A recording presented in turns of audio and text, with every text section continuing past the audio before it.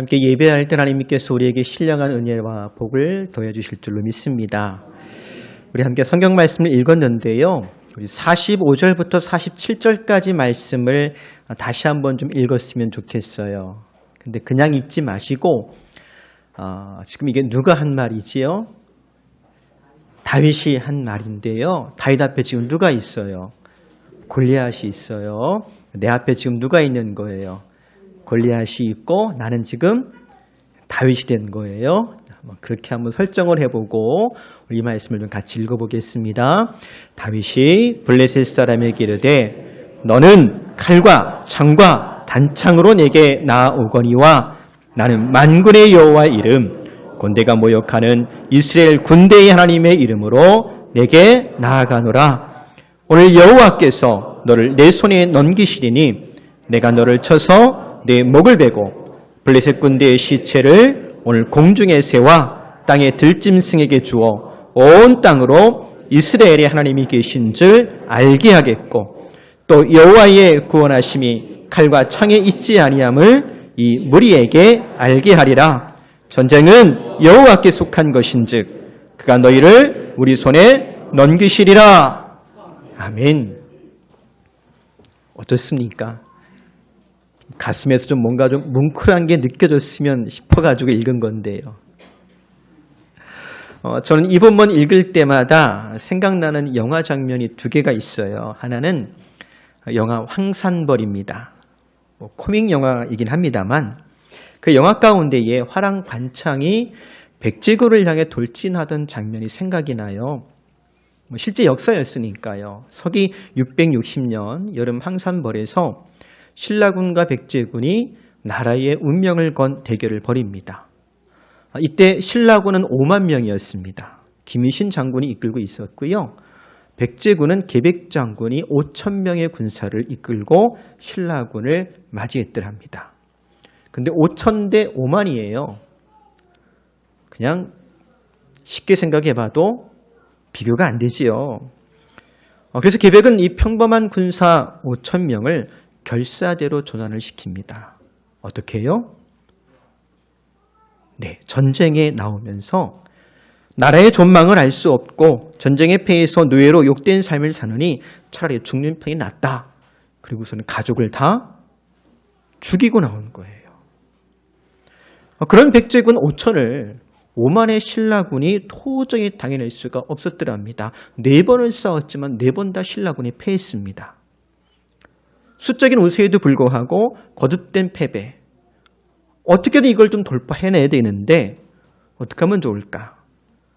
그때 그 돌파구가 된 것이 바로 신라의 화랑 관창이었습니다.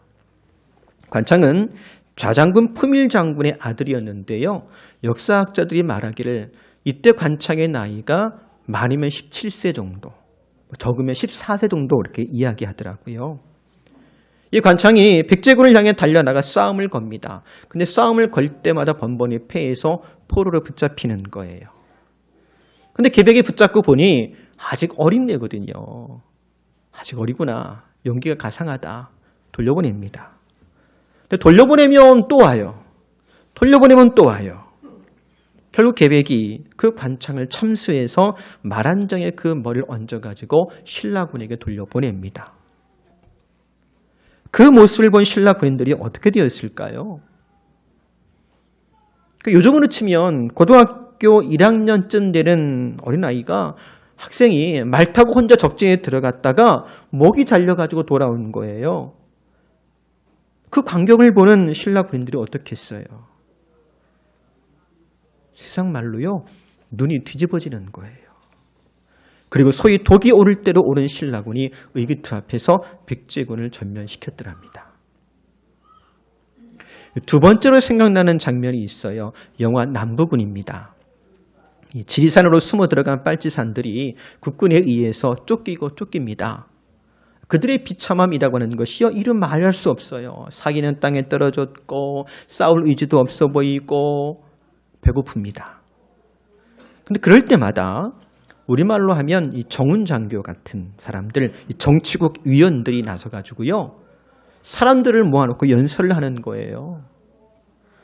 그 사기가 땅에 떨어진 사람들을 향해 한바탕 연설을 하고 나면 어디서 힘이 나는지 막 피가 끓는 듯하고요. 산을 삼킬 것 같은 함성이 막 터져 나옵니다.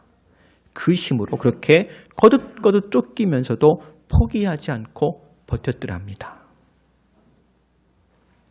제가 서두에 이런 말씀을 드린 것 이해가 됩니까?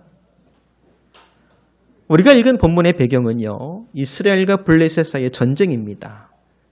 두 나라 군대가 마주쳤는데 골짜기를 사이에 두고 지루한 대치가 40일 동안 이어지는 거예요. 전쟁은 시작했는데 결말이 안 나는 겁니다. 특별히 이 지루한 대치의 원인 가운데는 골리앗이라고 하는 한 거인 장수의 역할이 컸습니다. 사무엘상 17장 4절에 보니까 이렇게 묘사하지요. 블레셋 사람들의 진영에서 싸움을 도두는 자가 왔는데 그의 이름은 골리앗이요 가드 사람이라 그의 키는 6규빗 한 뼘이요. 2미터가 훨씬 넘는 거인 장수입니다. 이 거인 장수가 온몸을 노스로 두르고 배틀채 같은 창자루를 들고 아침 저녁으로 고래고래 소리를 지르는데 그 입이 얼마나 거친지 몰라요.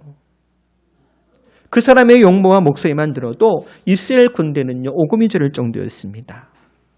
그러니 이스라엘 군대가 섣불리 공격하지 못합니다. 사실 섣불리 공격 못하는 것은 블레셋도 마찬가지였어요. 왜냐하면 이 골리앗이라고 하는 거인 장수를 앞세우긴 했지만 골짜기를 사이에 두고 대치하고 있거든요. 그러니까 공격하려면 우선은 골짜기를 내려가야 돼요. 그리고 어떻게 됩니까? 올라가야 되는 거예요. 그러니까 올라가면서 위에 있는 적을 상대한다는 것이 쉬운 일이 아니지요. 그러니까 블레셋도 공격하려고 그러면 피해를 감수해야 되거든요. 그러니까 섣불리 공격을 못하는 건 마찬가지예요. 하지만 시간이 지나면 지날수록 불리한 건 누구겠어요?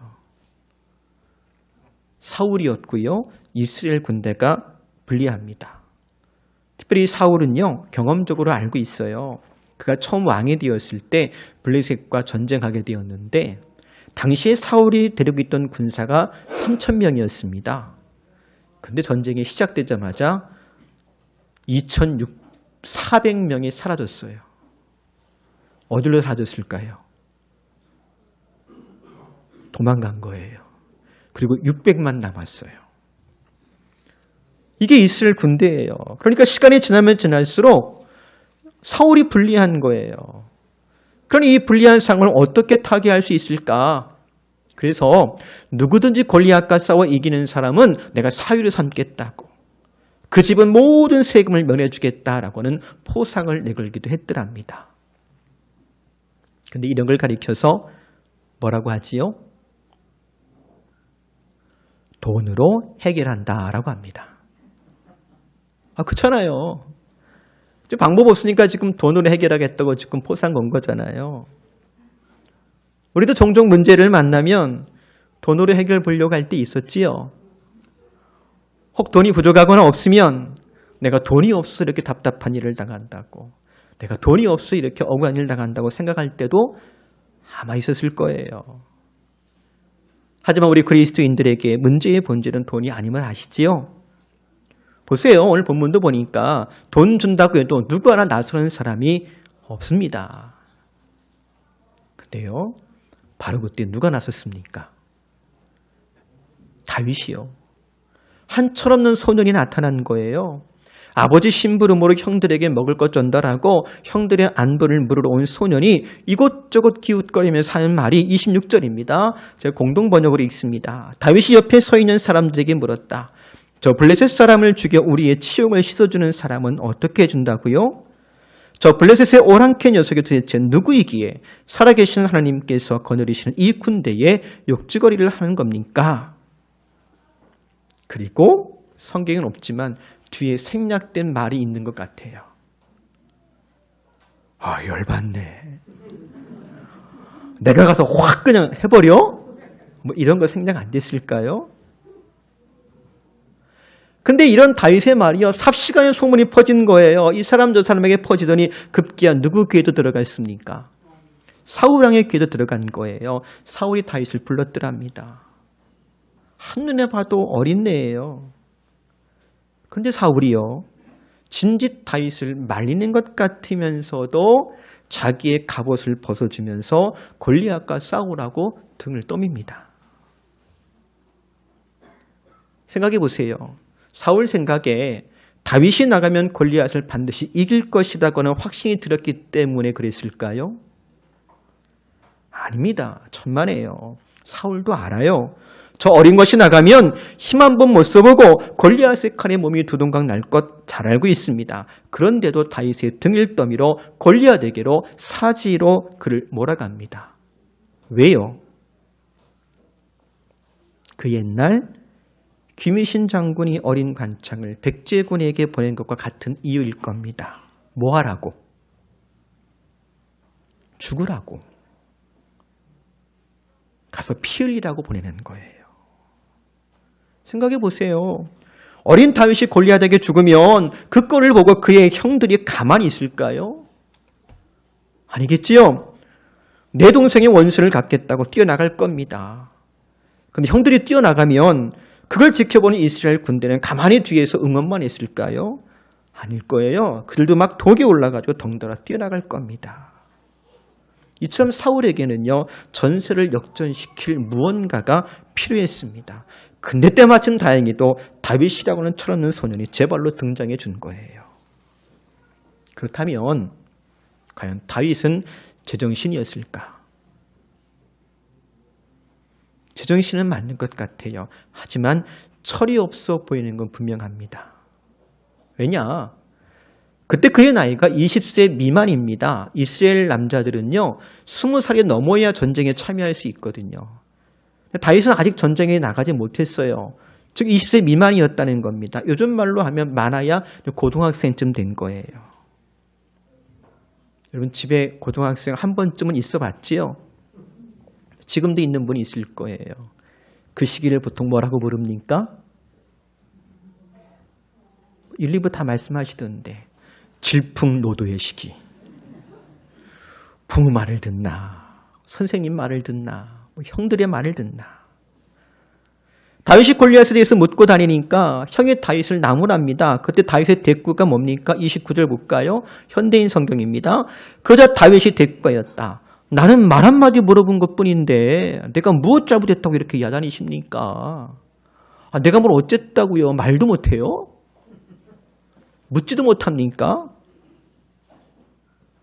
여러분 이렇게 대꾸하는 혈기왕성한 다윗의 모습 상상이 되지요? 오죽하면 아버지가 다윗에게 심부름을 시키면서 당부하는 말이 있어요. 18절 말씀입니다. 이 치즈 10덩이를 가져다가 그들의 천부장에게 주고 내 형들의 안부를 살피고 뭘 가져오래요?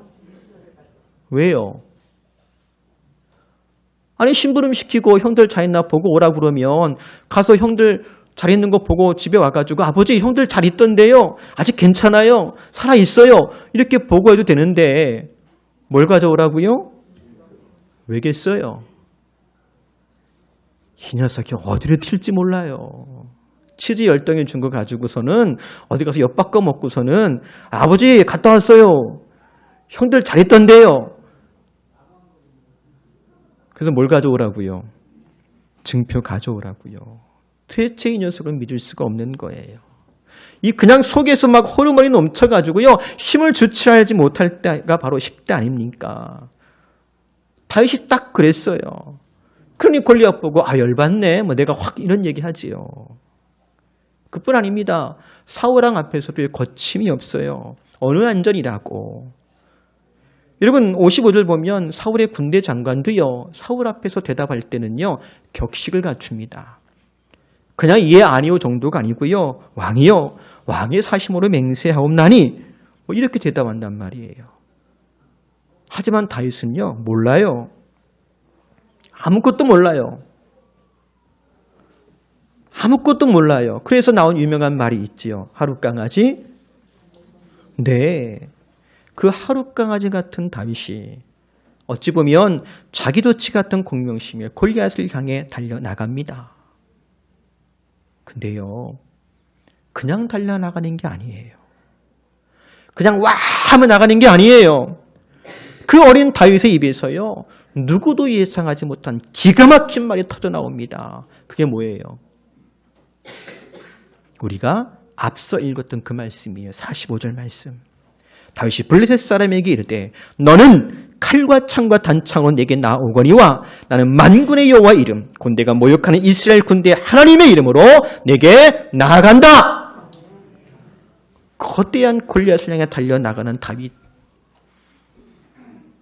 이스라엘 군대의 눈에는 그런 다윗이 마치 불꽃을 향해 달려드는 불나방처럼 보였을 거예요. 아하, 아까운 젊은 목숨 하나 사라지겠구나. 근데요, 그의 입에서 터져나온 이 말들이 이스라엘 군대의 가슴을 치는 거예요.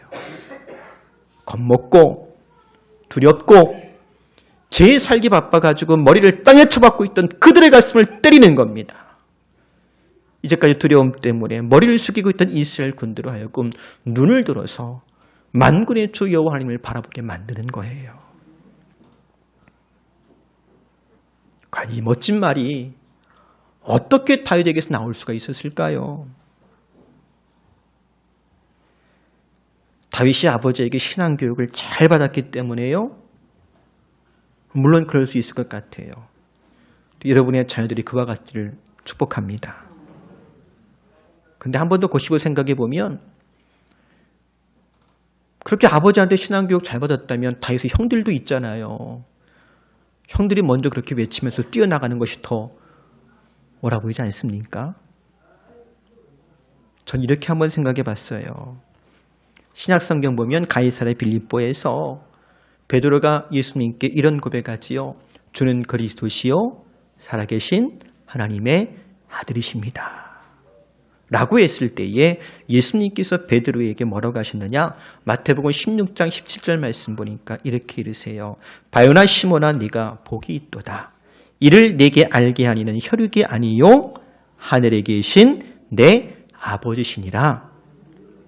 마치 이처럼 다윗으로 하여금 이스라엘 중에 그 누구도 하지 못했던 이 놀라운 고백을 가능하게 하신 분은 하늘 아버지인 줄로 압니다. 즉 그가 사무엘로부터 기름 부음 받은 그 순간부터 함께 하신 주의 영께서 성령께서 그의 마음을 감동시키시고 그의 마음을 움직이시고 그의 입을 열어서 담대하게 하나님의 말씀을 선언하고 선포하게 만드는 거예요. 이 말이 그저 사람의 말이라면 그냥 다윗의 개인적인 고백이라면 이 말이 겁먹은 그인들의 마음을 두드리지 못했을 겁니다. 하지만 선지자도 없고 하나님의 사람도 없고 심지어 악령에 시달리던 왕의 휘하에서 용기도 잃어버리고 믿음도 잃어버린 이스라엘 군대를 깨우시려고 하나님은 다윗의 입을 열어서 하나님을 고백하게 하고 선포하게 했던 거예요. 그랬더니 마치 베드로가 복이 있어서 그에게 주님께서 천국 열쇠를 맡기셨던 것처럼 다윗도 복이 있음으로 말미암아 하나님은 다윗에게 이스라엘 나라를 맡겨주셨더랍니다. 그리고 골리앗은 어떻게 되었어요? 어떻게 되었어요? 죽었어요. 맞아요. 골리앗은 본래 하나님의 각본에 그냥 40일짜리 단역 배우였습니다. 그냥 40일 동안 잘 차려입고 나와서 40일 동안 떠들다가 칼 한 번 휘두르지 못하고 이스라엘 군인 한 사람도 죽이지 못하고 사라질 단역 배우였어요. 실상은 순전히 다윗을 위해 하나님이 준비하신 엑스트라에 불과했던 것입니다. 생각해 봅니다. 사울은 사울 나름대로 다윗을 이용하여 전세를 역전시킬 기회를 엿보았지요. 나름 지혜를 짜낸 걸 거예요. 또 철없는 다윗은 왠지 미숙하고 믿음지 못했습니다. 또 골리앗은 두려운 존재 같았으나 40일짜리 허세와 허풍에 지나지 않았더랍니다.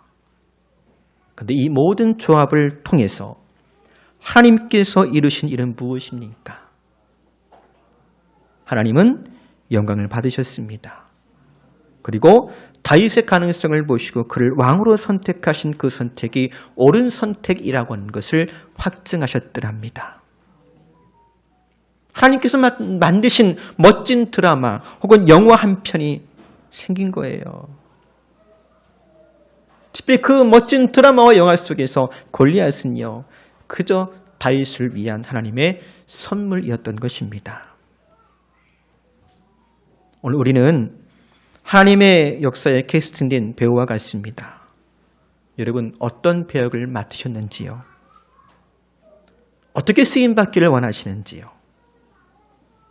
분명한 것은 예수 그리스도를 통해 우리를 구원하신 하나님, 정말로 세상에서 그 무엇과도 비교할 수 없는 가장 값비싼 대가를 지불하시고 저와 여러분 한 사람 한 사람을 캐스팅하셨어요. 섭외하셨어요. 하나님은 저와 여러분을 다윗 같은 배역으로 사용하기를 원하신다라고 하시는 것입니다. 왜요? 비싼 값을 지불하고 선택했거든요. 그 비싼 값을 지불하시고 우리를 역사의 무대에 올리셨으니 가장 값있게 사용하기를 원하는 것이 당연하지 않겠습니까? 물론 조금 미숙할 수도 있지요. 부족할 수도 있을 거예요. 때로는 혈기왕성하고 때로는 충동적일 수도 있을 겁니다. 심지어 때로는 아버지도 못 믿어하는 사람일 수 있을 거예요. 그런데 그런 나를, 그런 우리를 예수 그리스도의 값을 치러 구원하심으로 다윗에게 그러하셨던 것처럼 이제 우리 안에 성령으로 함께 계십니다. 이 어두운 시대에 닫힌 마음의 문을 두드리는 도구가 되게 하십니다. 하나님 말씀을 전하게 하시고 선포하게 하십니다. 그리고 오늘 저와 여러분이 얼마나 복 있는 사람 되었는지요. 이 세상이라고 하는 넓은 무대에서 마음껏 하나님의 사람으로 쓰임받기를 사모하십시오. 또 나 한 사람뿐만 아니라 우리의 자녀들이 오늘 이 시대에 다윗 같은 사람으로 쓰임받기를 소망하며 축복하는 부모가 될 수 있기를 주의 이름으로 권면해 드립니다. 이제 말씀 정리합니다. 인생을 살다 보면 왜 골리앗 같은 문제가 없겠습니까? 그러나 두려워하지 말기 바랍니다. 오히려 믿음으로 주를 의지하십시오. 어제도 함께 하신 주님은 지금도 나와 우리와 함께 하십니다. 우리를 통해 영광을 받으십니다. 고난이 오히려 우리에게 선물이 되게 하시는 하나님의 놀라운 은혜가 저와 여러분에게 충만하기를 주의 이름으로 축복합니다. 기도하겠습니다. 사랑과 은혜가 많으신 아버지 하나님 고맙습니다. 그리스도 예수의 보혈의 공로로 말미암아 우리를 구원하시고 자녀 삼으시고 하나님의 일꾼 되게 하심을 감사합니다. 물론 때로는 우리 앞에 골리앗 같은 문제가 있을 때도 있습니다. 그러나 걱정하거나 두려워하거나 고개 숙이지 않겠습니다. 믿음으로 주의 얼굴을 구하며 담대하게 믿음으로 선포하겠사오니 우리에게 승리를 허락하신 아버지 하나님, 주와 동행하는 가운데 날마다 믿음으로 승리케 하여 주옵소서. 예수님의 이름으로 기도합니다.